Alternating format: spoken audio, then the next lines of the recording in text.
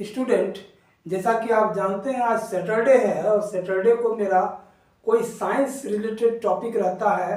आज बहुत interesting topic है जिससे हम लोग सब वाकिफ हैं। एक क्वेश्चन है, हम बीमार क्यों होते हैं। स्टूडेंट, आप जानते हो हमारा शरीर इतना विशाल है, बहुत तरह का चीज़ हमारा शरीर में होता है। चौबीसों घंटा मेरा दिल धड़कते रहता है, फिर भी थोड़ा सा कुछ शरीर में परेशानी होने के बाद हम बीमार पड़ जाते हैं। आखिर हम बीमार होते क्यों हैं, आज हम इसी के बारे में समझेंगे कि हमारा शरीर बीमार क्यों पड़ जाता है। मैं हूं SK मिश्रा, आप देख रहे हैं मेरा वीडियो कंसेप्ट ऑफ मैथमेटिक्स। देखिए, चलिए सबसे पहले हम जानते हैं कि हम बीमार पड़ते हैं, इसका कारण क्या है। पहले जानिए कि हमारा शरीर एक किला है।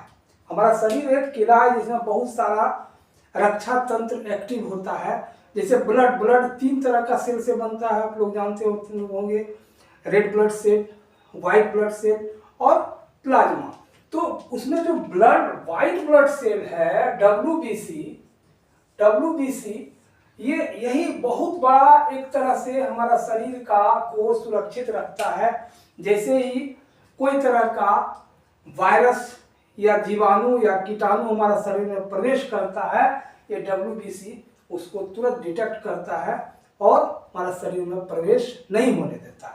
अब सवाल यह उठता है कि बीमारी जो है, जीवाणु जो है या दुश्मन जो है हमारा शरीर रूपी किला में अटैक करता कैसे है, घुसता कैसे है। तो घुसने का कई कारण होते हैं।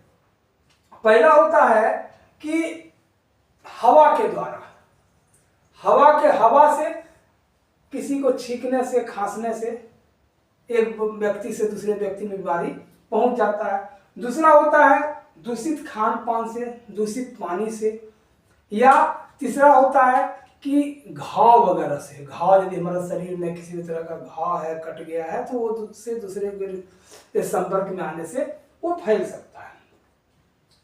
अब है कि शरीर में प्रवेश विषाणु किया तो उससे हम बीमार कैसे पड़ते हैं। तो देखिए, अभी बताया कि WBC काम करता है, WBC उससे लड़ने के लिए।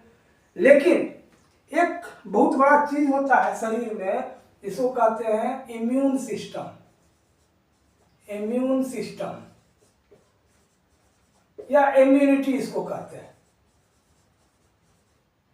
इम्यूनिटी पावर, ये भी बोल सकते हो। ये बहुत बड़ा काम करता है, जिसके जैसे कि हमारे शरीर में किसी तरह का विषाणु प्रवेश किया, कब करता है। अभी जैसे देखो, अभी मार्च आने वाला है, फरवरी लास्ट हो रहा है, अभी क्या है, संक्रमण का समय है।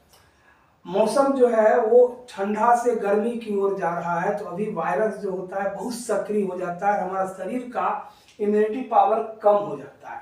इसके कारण से बहुत तरह का वायरस हमारे शरीर में प्रवेश करने का प्रयास करता है, तो इसका इम्यूनिटी पावर कमजोर होता है, वो तुरंत बीमार पड़ जाता है।